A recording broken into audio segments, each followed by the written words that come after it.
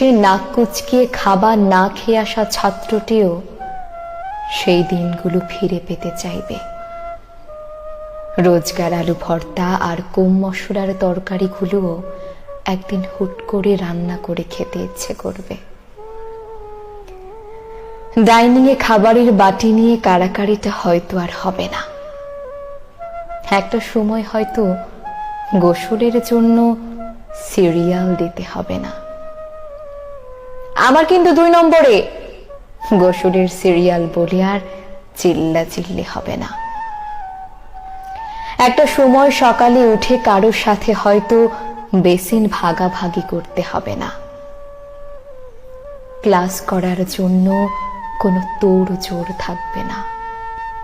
ডিমের স্পেশাল রেসিপিগুলো হয়তো আর রান্না করা হবে না। 1 পোয়া ডালে 3 মগ পানি ঢেলে